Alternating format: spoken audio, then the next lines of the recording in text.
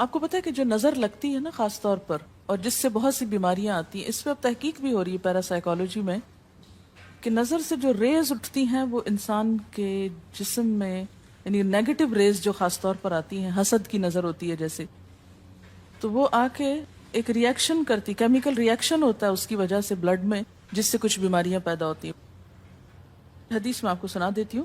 حضرت ام سلمہ سے روایت ہے کہ آپ صلی اللہ علیہ وسلم نے ایک لڑکی کے چہرے پر کالے پیلے رنگ کا نشان دیکھا تو آپ نے فرمایا اسے نظر بد لگ گئی ہے، اس پر دم کرو۔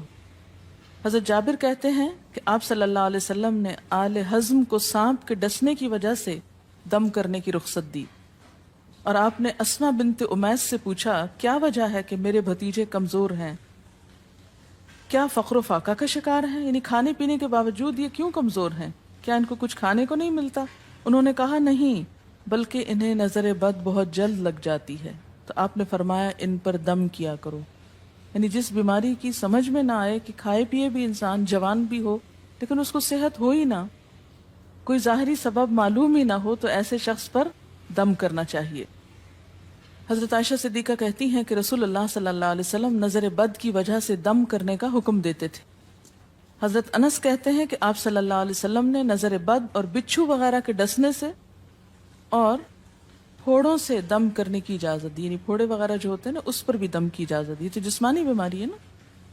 اور نظر کے بارے میں تو یہ بھی کہا گیا ہے، حدیث میں آتا ہے کہ نظر بد کا لگنا حق ہے، انسان کو اونچے پہاڑ سے گرا سکتی، کیونکہ ہوتا کیا ہے کہ جب ایک خاص اینگل سے دیکھا جاتا ہے تو دوسرے انسان کے جسم میں جیسے لرزہ سا آ جاتا ہے نا، اور انسان ہل جاتا ہے۔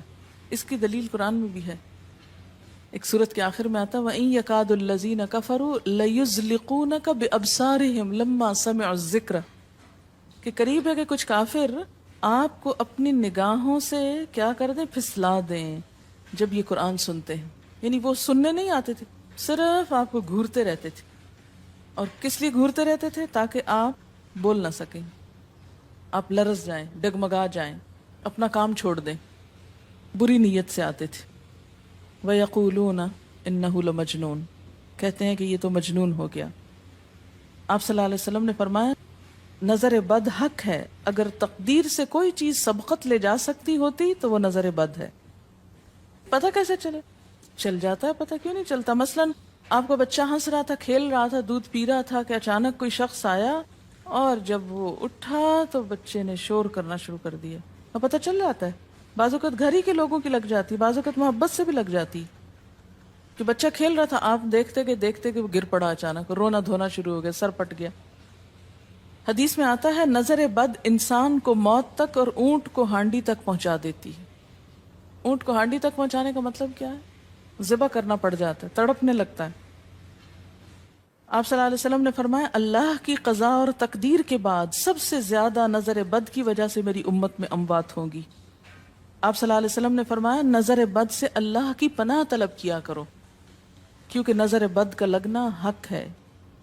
اسما بنت امیس نے آپ سے گزارش کی کہ بنو جعفر کو نظر بد لگ جاتی ہے تو کیا وہ ان پہ دم کر سکتی ہیں؟ آپ نے فرمایا ہاں، یعنی ایک عورت بھی دم کر سکتی ہے، اور اگر تقدیر سے کوئی چیز سبقت لے جانے والی ہوتی تو وہ نظر بد ہے۔ آپ نے فرمایا بے شک نظر بد انسان پر اثر انداز ہوتی ہے، حتیٰ کہ اگر وہ ایک اونچی جگہ پر ہو تو نظر کی وجہ سے گر بھی سکتا ہے، یعنی فزیکلی بھی اثر انداز ہوتی ہے۔ اور آپ دیکھیں کہ وہ قرآن پاک میں نہیں آتا وَمِن شَرِّ حَاسِدٍ إِذَا حَسَد، اور حاسد کی شر سے جب وہ حسد کرے، تو نظر بد ہوتی کس کی ہے؟ حاسد کی ہوتی۔ بری نظر کس کی ہوتی ہے؟ حاسد کی۔ تو جو صبح شام 3 دفعہ یہ پڑھتے رہیں ان کو حاسد کچھ نہیں کر سکتے، ان کا کچھ نہیں بگاڑ سکتے، جتنا چاہیں گھورتے رہیں۔ اسی طرح ابن کثیر نے کہا کہ نظر بد کا اللہ کے حکم سے لگنا اور اثر انداز ہونا حق ہے۔ تو جب اللہ کی پناہ لیتے ہیں نا قل اعوذ برب الفلق قل اعوذ برب الناس، تو آپ نے اللہ کے پناہ لے لی، شیلٹر میں آ گئے آپ۔ اب ہر چیز بیکار ہو رہی ہے، سب نظریں وظریں، اور اگر لگتی بھی ہے انسان کو تو کس سے؟ اللہ کے اذن سے لگتی۔ حافظ ابن حجر کہتے ہیں کہ نظر بد کی حقیقت کچھ یوں ہے کہ ایک خبیث الطبع انسان اپنی حاسدانہ نظر جس شخص پر ڈالے تو اسے نقصان پہنچے۔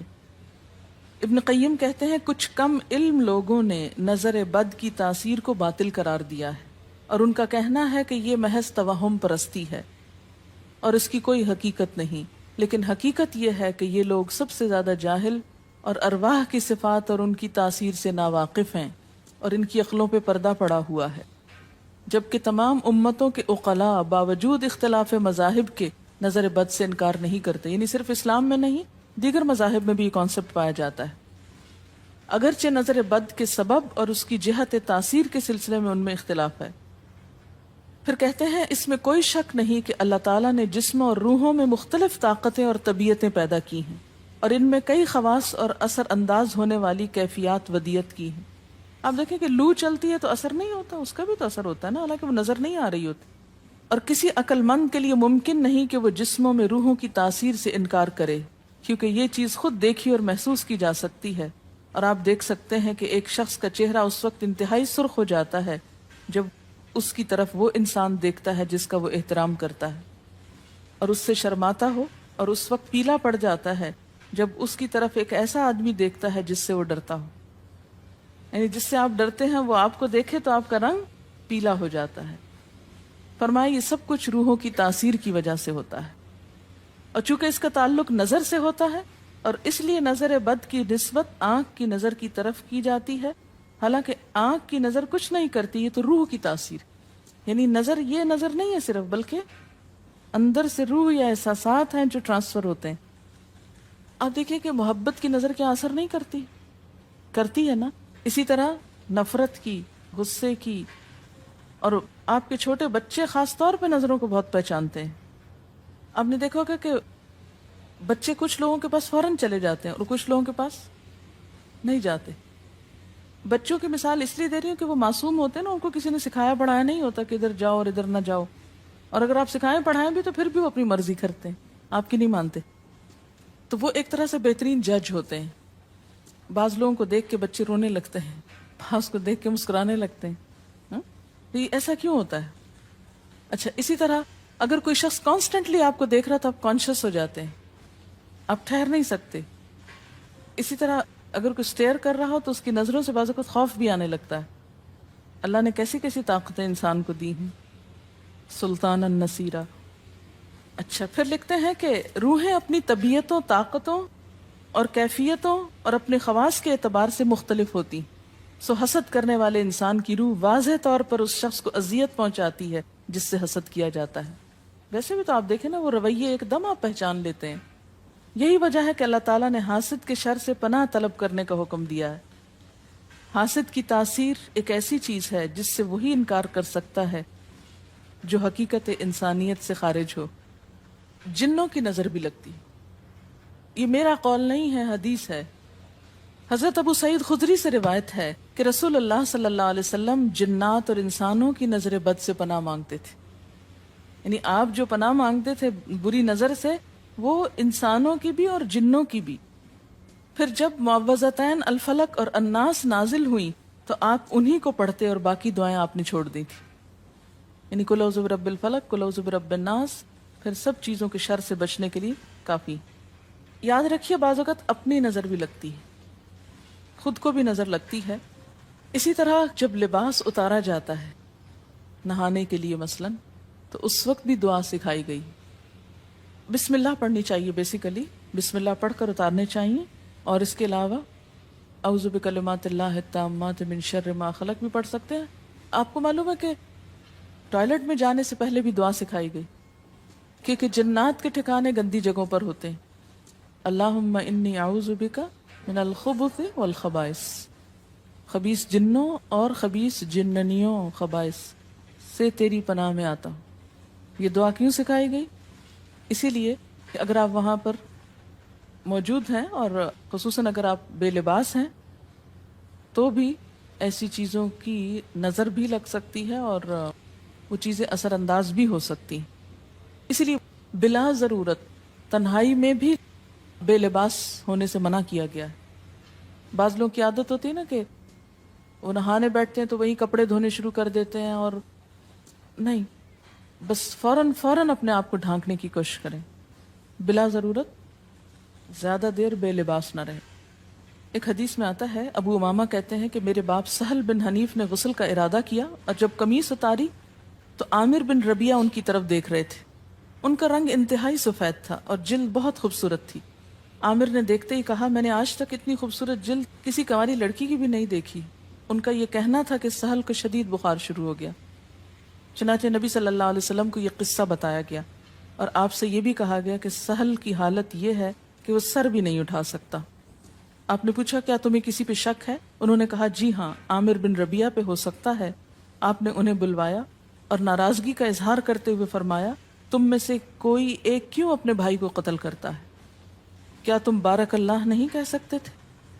اس لیے اب غسل کرو، اور اس غسل کا پانی کس پہ ڈالا جائے؟ جس کو نظر لگی۔ عامر نے اپنا چہرہ، ہاتھ، کوہنیاں، ٹخنے، پاؤں اور اپنی چادر کے اندرونی حصے دھوئے، پھر اسی پانی کو آپ نے سہل کے اوپر پیچھے سے بہا دیا، یہ نہیں کہ اس کے منہ پہ ڈالنا، پیچھے سے بہا دیا، اور سہل فوراً ٹھیک ہو گئے۔ اس کا طریقہ بتایا گیا اس غسل کا۔ ابن شہاب زہری کا کہنا ہے کہ ہمارے زمانے کے علماء نے غسل کی یہ کیفیت بیان کی ہے، جس آدمی کی نظر لگی ہو اس کے سامنے ایک برتن رکھ دیا جائے جس میں وہ سب سے پہلے کلی کرے اور پانی اسی برتن میں گرائے، پھر اپنا چہرہ دھوئے، پھر اسی پانی کے ذریعے اپنے ہتھیلیاں، دائیں ہاتھ اور ہتھیلی پہ پانی بہائے، پھر بائیں پر، اور پھر دائیں کوہنی پر، پھر بائیں کوہنی پر، پھر بائیں ہاتھ سے اپنا دایاں پاؤں دھوئے، پھر دائیں ہاتھ سے بایاں پاؤں دھوئے، اور پھر اسی طرح گھٹنوں پہ پانی بہائے، اور پھر یاد رہے کہ سارا پانی برتن کے اندر جائے، اور اس کے بعد جس شخص کو نظر لگی ہو اس کے سر کی پچھلی جانب سے وہ پانی ایک ہی بار بہا دیا جائے۔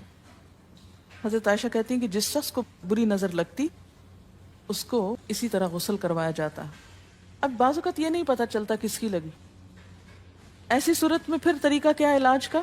مریض کے سر پہ ہاتھ رکھ کر یہ دعا پڑھی جائے، بسم اللہ ارقیک من کل داء یؤذیک من کل نفس او عین حاسد اللہ یشفیک بسم اللہ ارقیک۔